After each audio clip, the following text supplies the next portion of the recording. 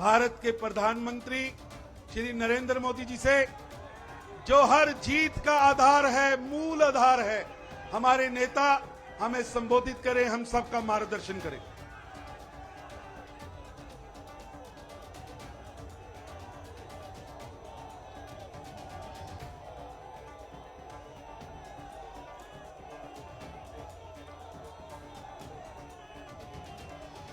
भारत माता की, भारत माता की, भारत माता की।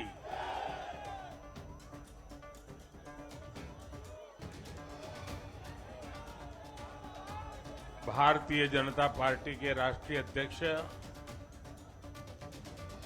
श्रीमान जेपी नड्डा जी,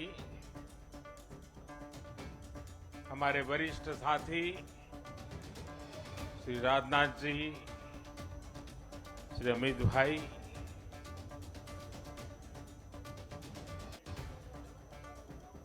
सभी प्यारे साथियों,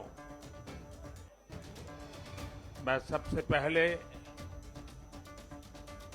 जनता जनार्दन के सामने नतमस्तक हूं।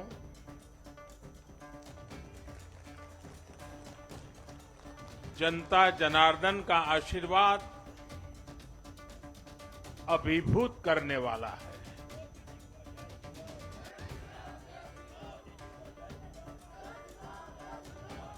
श्रीमान जेपी नड्डा जी के नेतृत्व में भारतीय जनता पार्टी के कार्यकर्ताओं ने जो परिश्रम किया है, उसकी खुशबू आज हम चारों तरफ अनुभव कर रहे हैं।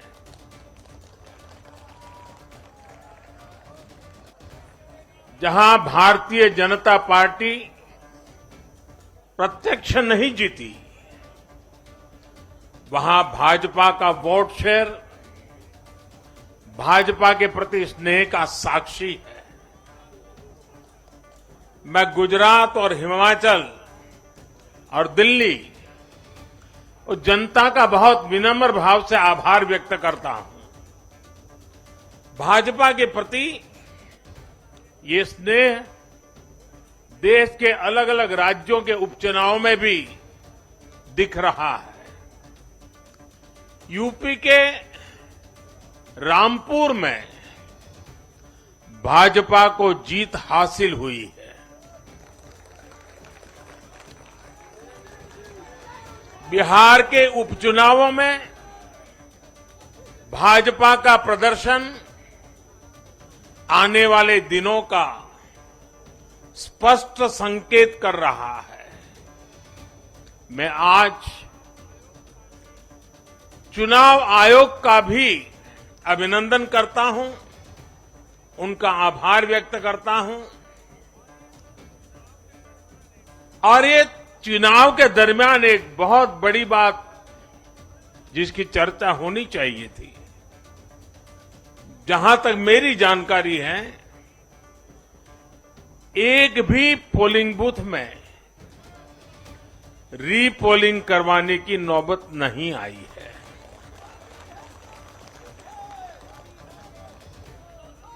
मतलब कि सुख और शांतिपूर्ण रूप से लोकतंत्र की भावनाओं को पूरी तरह लेटर एंड स्पिरिट में स्वीकार करते हुए मतदाताओं ने लोकतंत्र के उस उत्सव को बहुत बड़ी ताकत दी है। और इसके लिए भी चुनाव आयोग अभिनंदन का अधिकारी है। इस चुनाव में हिस्सा लेने वाले हर राजनीतिक कार्यकर्ता को, हर दल को भी मैं साधुवाद देता हूं। साथियों, आज मैं हिमाचल के हर मतदाता का भी बहुत बहुत आभारी हूं।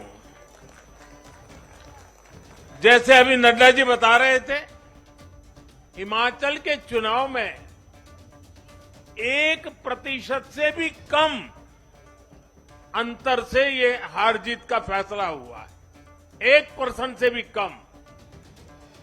इतना कम अंतर से हिमाचल में कभी नतीजे नहीं आए हैं। हिमाचल में हर 5 वर्ष में सरकारें बदली हैं, लेकिन हर में जब बदलाव हुआ है, कभी 5%, कभी 6%, कभी 7%। जीतने वाले और हार वाले के बीच में अंतर रहा है। इस बार 1% से भी कम।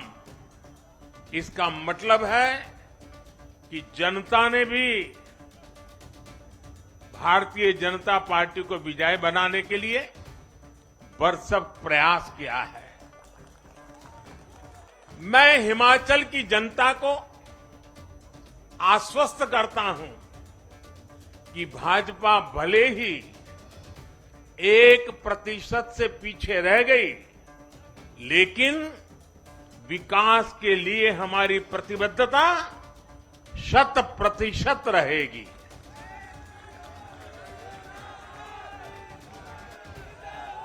हिमाचल से जुड़े हर विषय को हम पूरी मजबूती से उठाएंगे और केंद्र सरकार के द्वारा हिमाचल की प्रगति का जो उसका हक है, उसमें भी कभी हम कमी नहीं आने देंगे। अभी जो मैंने दिल्ली का वर्णन सुना कि किस प्रकार से दिल्ली कॉरपोरेशन को विफल करने के इरादे से जनता के साथ धोखा किया गया, ये काम हम नहीं करते हैं। हम हिमाचल की प्रगति के लिए भी भारत सरकार की प्रतिबद्धता वैसी ही बनी रहेगी। साथियों, बीजेपी को मिला जन समर्थन इसलिए भी महत्वपूर्ण है क्योंकि ये ऐसे समय में आया है जब भारत अमृत काल में प्रवेश कर चुका है।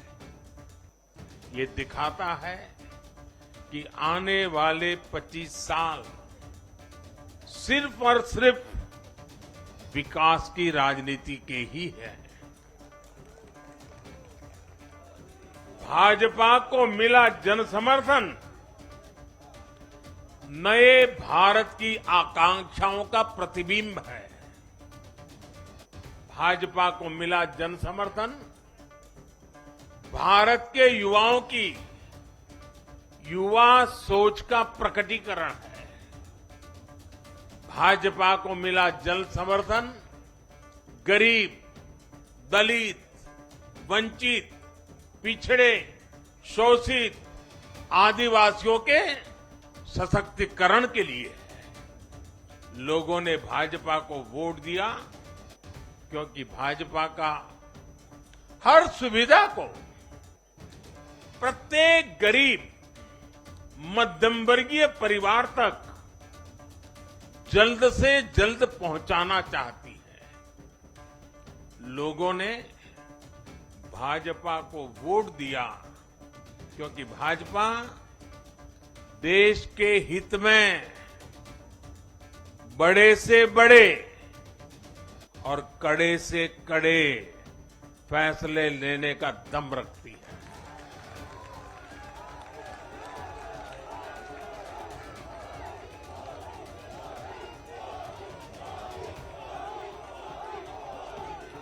भाजपा का बढ़ता जन समर्थन ये दिखाता है कि परिवारवाद और भ्रष्टाचार के खिलाफ जन आक्रोश लगातार बढ़ रहा है। और मैं इस बात को स्वस्थ लोकतंत्र के लिए एक शुभ संकेत के रूप में देखता हूं। और साथियों, इस बार वाकई गुजरात ने तो कमाल ही कर दिया है।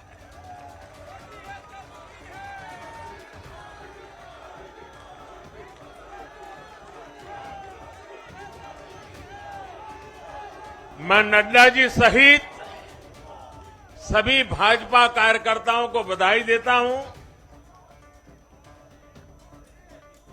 और विशेष रूप से मैं गुजरात की जनता को भी नमन करता हूं।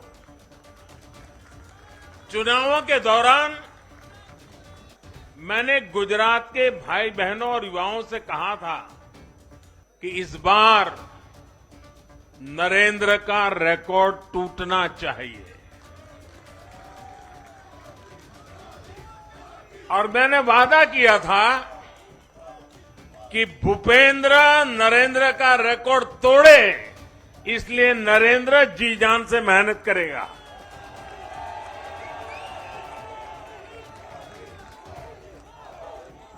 और गुजरात की जनता ने तो रिकॉर्ड तोड़ने में भी रिकॉर्ड कर दिया।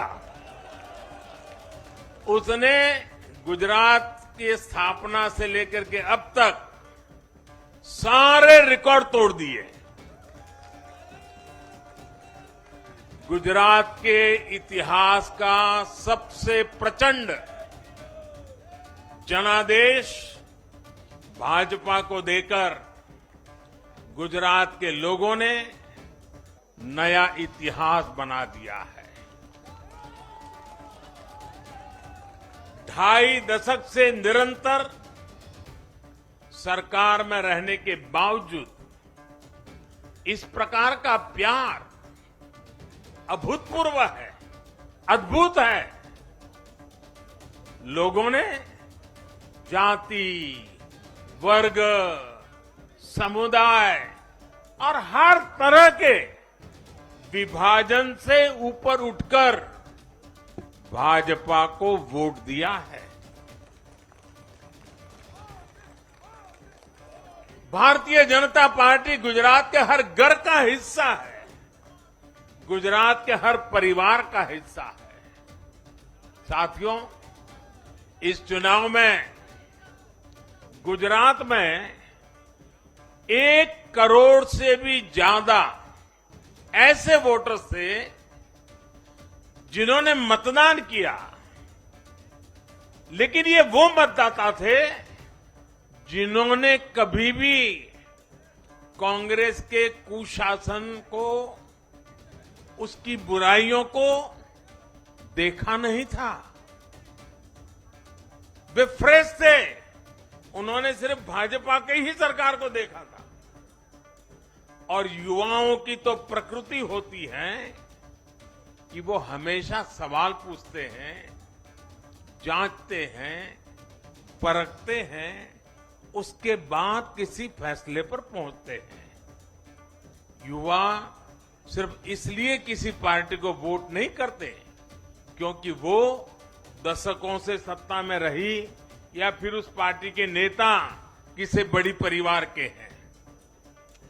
युवा तभी वोट देते हैं जब उन्हें भरोसा होता है, जब उन्हें सरकार का काम प्रत्यक्ष नजर आता है। और इसलिए आज युवाओं ने जब भाजपा को भारी संख्या में वोट दिया है, सीट से लेकर वोट तक के सारे रिकॉर्ड तोड़ दिए हैं, तो इसके पीछे का संदेश बहुत स्पष्ट है। इसका मतलब है कि युवाओं ने हमारे काम को जांचा, परखा और उस पर भरोसा किया है। इसका मतलब ये है कि युवा भाजपा की विकास वाली राजनीति चाहते हैं। इसका मतलब है कि युवा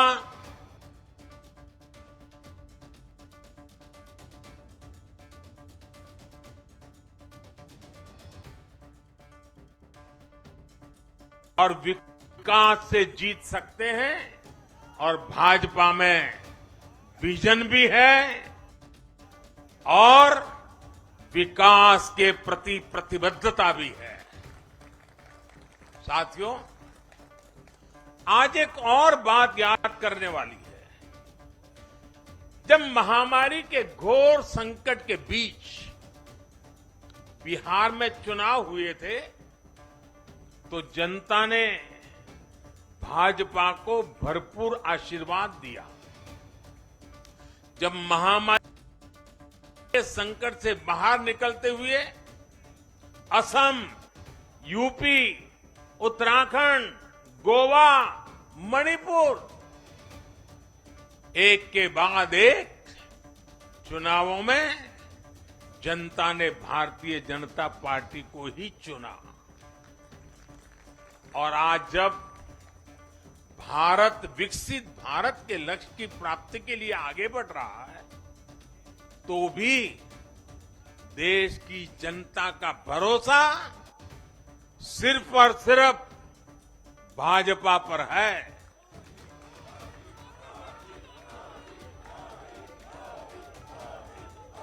मैं बड़े बड़े एक्सपर्ट्स को भी ये याद दिलाना चाहता हूं कि गुजरात के इस चुनाव में भाजपा का आह्वान था विकसित गुजरात से विकसित भारत का निर्माण।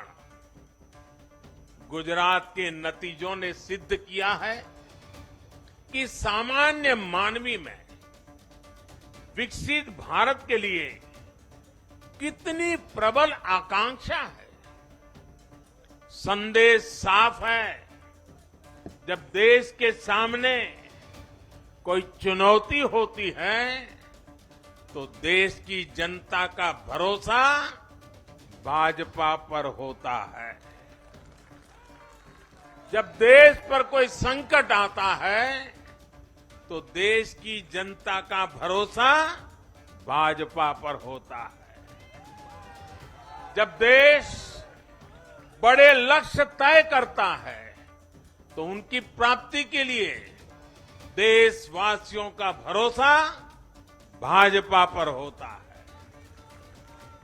जब देश की आकांक्षाएं चरम पर होती हैं तो भी उनकी पूर्ति के लिए देश की जनता का भरोसा भाजपा पर ही होता है।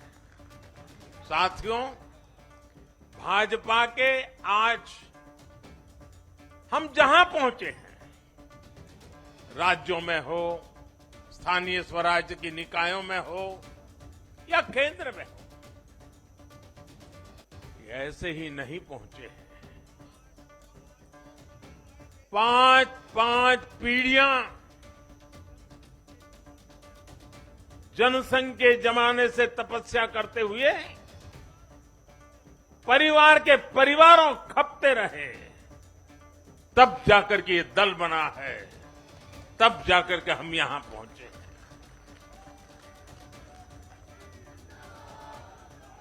भाजपा के लिए लाखों समर्पित कार्यकर्ताओं ने अपना जीवन खपा दिया है।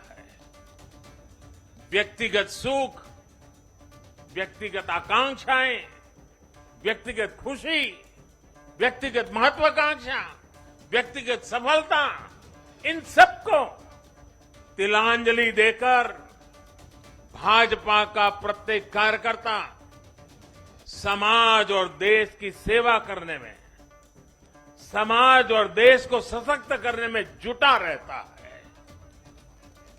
हम विचार पर भी बल देते हैं और व्यवस्था को भी सबल बनाते रहते हैं। भाजपा अपने कार्यकर्ताओं की अथाह संगठन शक्ति पर भरोसा करके ही अपनी रणनीति बनाती है और सफल भी होती है।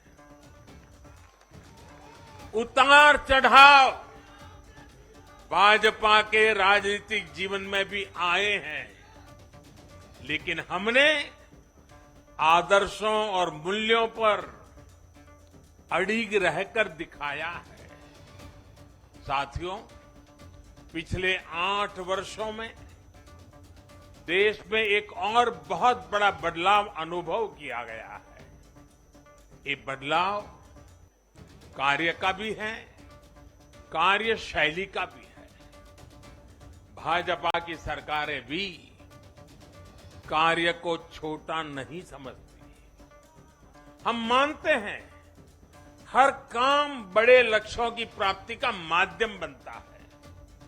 इसलिए भाजपा की सरकारों ने गरीबों के लिए पक्के घर, शौचालय, गैस कनेक्शन, बिजली कनेक्शन, नल से जल, बैंक में खाते, मुफ्त इलाज, मुफ्त भोजन, इंटरनेट, ऐसी बेसिक सुविधाओं पर फोकस किया है। पहले की राजनीति में ये बहुत फैंसी विकास नहीं माना जाता था। पहले की राजनीति में इसे बड़े काम के तौर पर देखा भी नहीं जाता था। इसलिए आज जो भी सरकारी लाभ है वो हर व्यक्ति, हर क्षेत्र, हर वर्ग जो उसका हकदार है उस तक तेजी से पहुंचने के लिए ईमानदारी से प्रयास किया जाता है। पूरा का पूरा पहुंचे, इसके लिए टेक्नोलॉजी का भी भरपूर उपयोग किया जाता है। किस क्षेत्र, किस वर्ग, किस समुदाय में कितने वोट हैं, इस आधार पर न हम देश चलाते हैं, न राज चलाते हैं, न सरकारें चलाते हैं। और हमें आज इस बदली हुई राजनीति के सकारात्मक नतीजे भी देखने को मिल रहे हैं। आज बड़े बड़े एक्सपर्ट भी ये कह रहे हैं कि भारत में गरीबी कम हो रही है। साथियों, देश ने पिछले 8 वर्षों में गरीब को सशक्त करने के साथ ही गरीब तक मूलभूत सुविधाएं पहुंचाने के साथ ही आधुनिक इंफ्रास्ट्रक्चर पर भी फोकस किया है।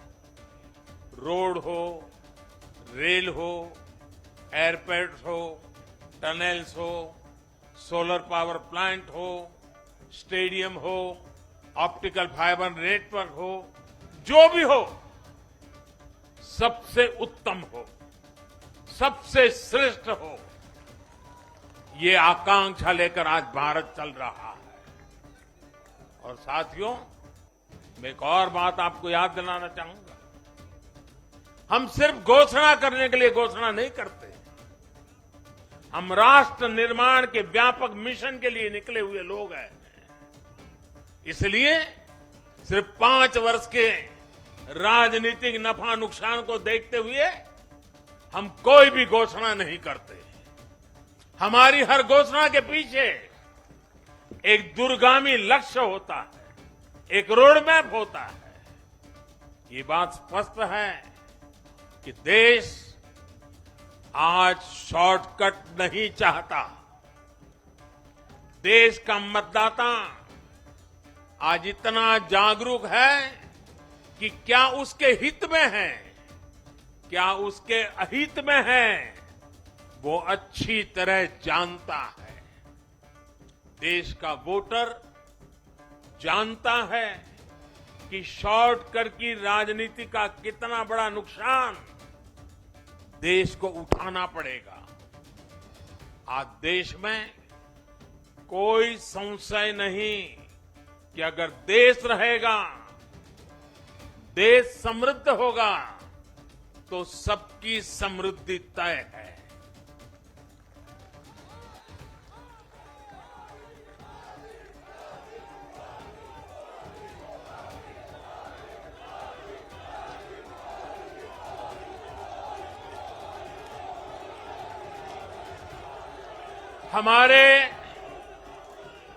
हमारे पूर्वजों के पास अनुभव का अगाध ज्ञान था और अनुभव के निचोड़ से कहावतें बनती थी। और हमारे यहां हमारे पूर्वजों ने हमें विरासत में दी हुई एक कहावत है, आमदनी अठन्नी और खर्चा रुपया। अगर ये वाला हिसाब रहेगा तो क्या स्थिति होगी, ये हम दुनिया में हमारे अड़ोस पड़ोस में आज भली भांति देख रहे हैं। और इसलिए आज देश बहुत सतर्क है। देश के हर राजनीतिक दल को ये याद रखना होगा कि चुनावी हथकंडलों से किसी का भला नहीं हो सकता। साथियों, आज के जनादेश में एक और संदेश है। समाज के बीच दूरियां बढ़ाकर राष्ट्र के सामने नई चुनौतियां खड़ी करके जो राजनीतिक दल तत्कालिक लाभ लेने की फिराक में रहते हैं, उन्हें देश की जनता, देश की युवा पीढ़ी देख भी रही है और समझ भी रही है।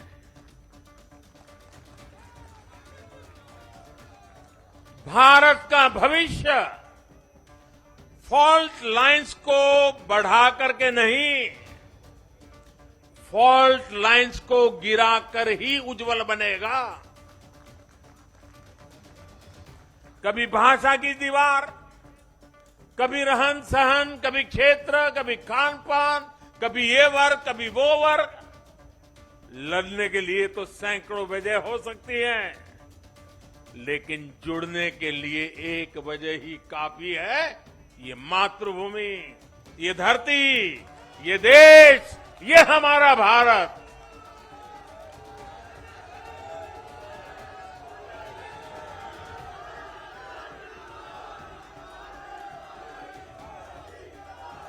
जीने के लिए और मरने के लिए इससे बड़ी वजह कोई और नहीं हो सकती। इसलिए हमें देश प्रथम, इंडिया फर्स्ट की भावना के साथ आगे बढ़ना है। साथियों, मुझे खुशी है कि आज भारत के गांव हो या शहर, गरीब हो या मिडिल क्लास, किसान हो या श्रमिक, सभी की पहली पसंद भाजपा है।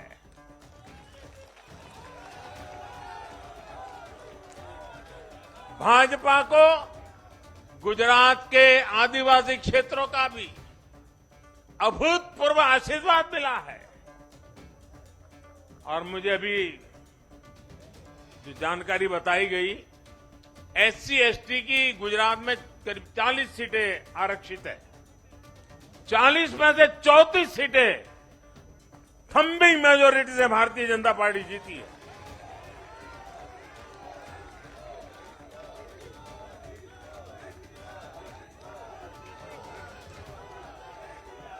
आज आदिवासी भाजपा को अपनी आवाज मान रहे हैं। आज भाजपा को आदिवासी समुदाय का जबरदस्त समर्थन मिल रहा है। इस बदलाव को पूरे देश में महसूस किया जा रहा है। ऐसा इसलिए हो रहा है क्योंकि दशकों तक जिन आदिवासियों की आकांक्षाओं को नजरअंदाज किया गया, वो अब देख रहे हैं कि भाजपा लगातार उनकी उम्मीदें पूरी करने में जुटी है। ये भाजपा ही है जिसके प्रयासों से देश को पहली आदिवासी राष्ट्रपति मिली है। ये भाजपा ही है जिसने आदिवासी कल्याण के लिए बजट बढ़ाया और आदिवासी क्षेत्रों में विकास को रफ्तार दी।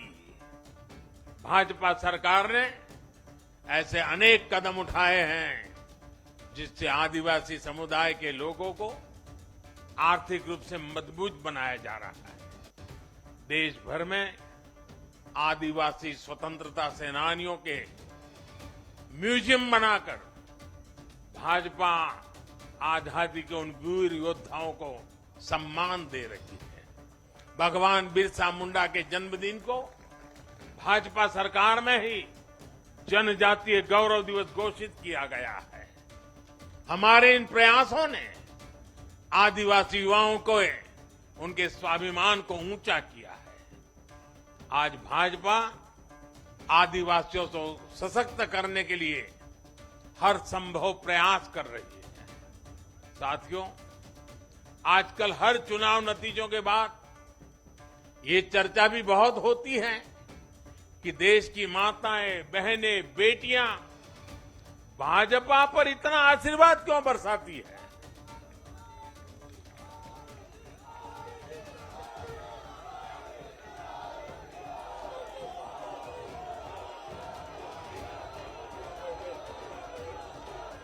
अगर कोई ईमानदारी से आत्मचिंतन करे तो ये पाएगा कि आजादी के बाद से पहली बार आज देश में एक ऐसी सरकार है जो महिलाओं की समस्याएं, उनकी चुनौतियां, उनकी आवश्यकताएं, उनकी आकांक्षाएं, उसे समझने का लगातार प्रयास कर रही है और उसके अनुसार काम की योजना बनाती है।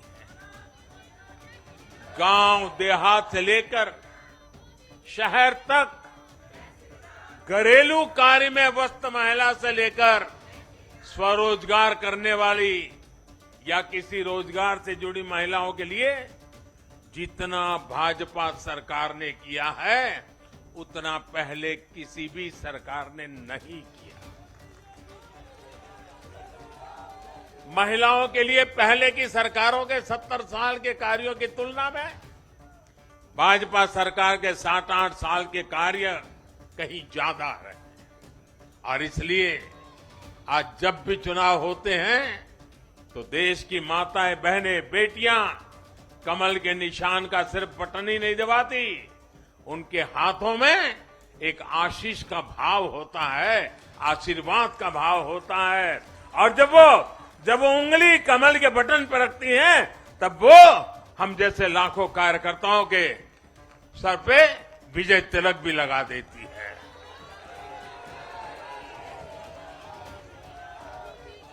महिलाओं के मुद्दे भाजपा के लिए चुनावी मुद्दे नहीं है, बल्कि भाजपा की हर योजना का वो प्राण तत्व है। महिलाओं का जीवन आसान बनाना हो, महिलाओं को ज्यादा से ज्यादा रोजगार के, स्वरोजगार के अवसर मुहैया कराना हो, ये भाजपा का कमिटमेंट है। मैं इसे अपनी सरकार का सौभाग्य मानता हूं कि हमें महिला सशक्तिकरण के लिए इतना कुछ करने का मौका देश की जनता ने दिया है। साथियों, आने वाला समय देश के लिए, हम सभी के लिए बहुत महत्वपूर्ण है। सबका साथ, सबका विकास, सबका विश्वास और सबका प्रयास, इस भावना पर आगे बढ़ते हुए हमें विकसित भारत के लिए काम करना है। हमें मिलकर एक दूसरे के साथ काम करना है। आइए, नागरिक के रूप में हम विकसित भारत के संकल्प के साथ जुड़े, विकसित भारत के इस अभियान से जुड़े और मैं फिर एक बार देश भर के लाखों कार्यकर्ताओं को 5-5 पीढ़ी की तपस्या को आगे बढ़ाने के लिए हृदय से धन्यवाद करता हूं, अभिनंदन करता हूं। मैं जनता जनार्दन को भी प्रणाम करता हूं। उनके निरंतर आशीर्वाद हमारे लिए नित्य नूतन ऊर्जा बन जाते हैं। ये निरंतर समर्थन हमें सात्विक भाव से, सेवा भाव से, समर्पण भाव से कार्य करने की शक्ति देता है। जब हमें जनता जनार्दन का आशीर्वाद मिलता है तो हमें अधिक परिश्रम करने की प्रेरणा जगती है, अधिक पुरुषार्थ करने का संकल्प जगता है और संकल्पों को सिद्ध करने के लिए जीवन खपा दे करके सिद्धि तक पहुंचाने के लिए हम लगे रहते हैं, क्योंकि जनता जनार्दन, इसे हम ईश्वर का रूप मानते हैं और यही सामर्थ्य, यही शक्ति एक सेवक के भाव से, सेवा भाव से, समर्पण की अप्रतिम राह को पकड़ते हुए चलते रहना, चलते रहना, चलते रहना, चरैवेति चरैवेति चरैवेति, इसी मंत्र को लेकर के हम चल रहे हैं। भाइयों बहनों, इस चुनाव में अब बहुत लोगों को जानने पहचानने का भी अवसर मिल चुका है। पिछले कुछ चुनावों का एक बड़े कैनवास पर एनालिसिस करना चाहिए कि जो अपने आप को न्यूट्रल कहते हैं, जिनका न्यूट्रल होना जरूरी होता है, वो कहां खड़े होते हैं, कब कैसे रंग बदलते हैं और कैसे कैसे खेल खेलते हैं, वो अब देश को जान लेना बहुत जरूरी है, बहुत जरूरी है। उत्तराखंड का इतना बड़ा चुनाव हुआ, कितनी जमानतें जब्त हुई, किसकी हुई, कोई चर्चा नहीं। हिमाचल में इतना बड़ा चुनाव हुआ, कितने लोगों की जमानत जब्त हुई, कितने लोगों का बुरा हाल हुआ, कोई चर्चा नहीं। भाइयों बहनों, उन लोगों को भी जानना चाहिए, पहचानना चाहिए कि ये भी ठेकेदार है।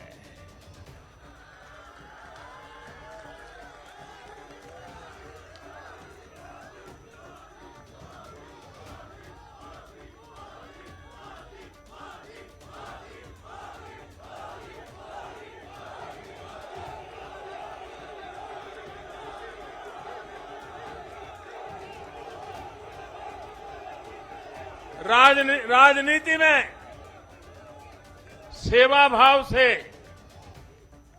एक मुख्य सेवक की तरह काम करना, वो जैसे डिस्क्वालिफिकेशन माना जा रहा है। क्या नौबत आई है, ये कैसे नए मापदंड लगाए गए हैं।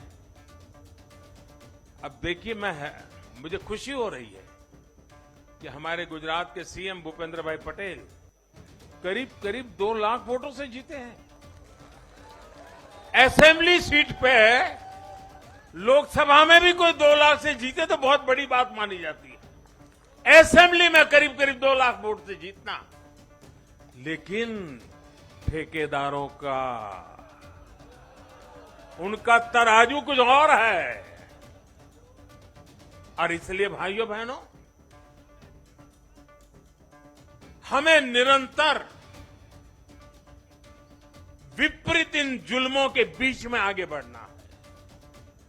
हमें अपनी सहन शक्ति को बढ़ाना है, हमें अपनी समझ शक्ति को बढ़ाना है, और हमें हमारे सेवा भाव का विस्तार भी करना है, हमारे सेवा भाव की गहराई भी बढ़ानी है, और सेवा भाव से ही जीतना है।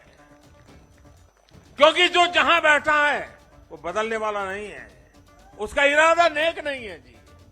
और इससे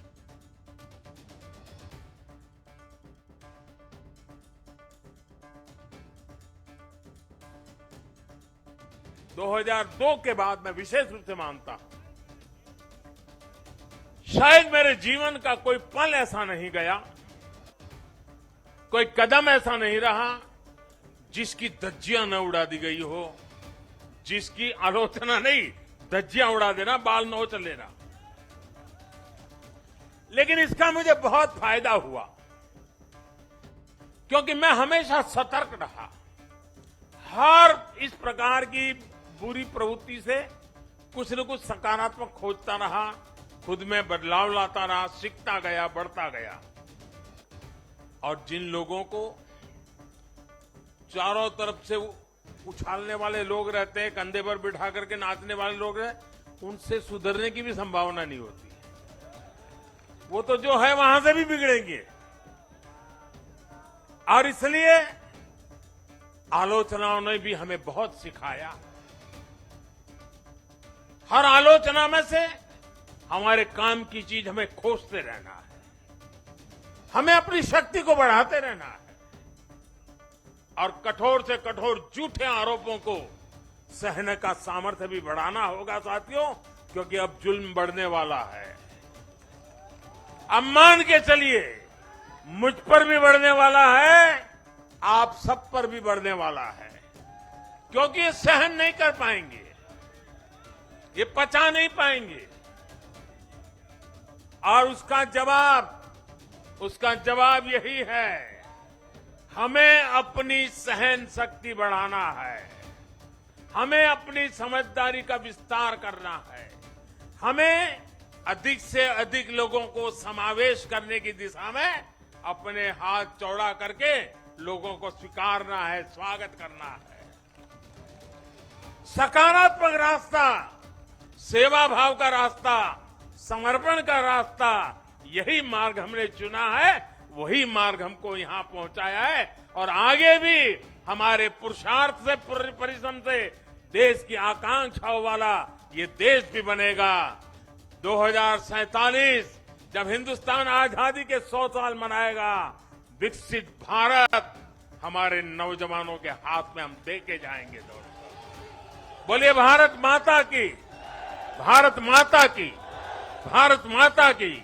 बहुत बहुत धन्यवाद।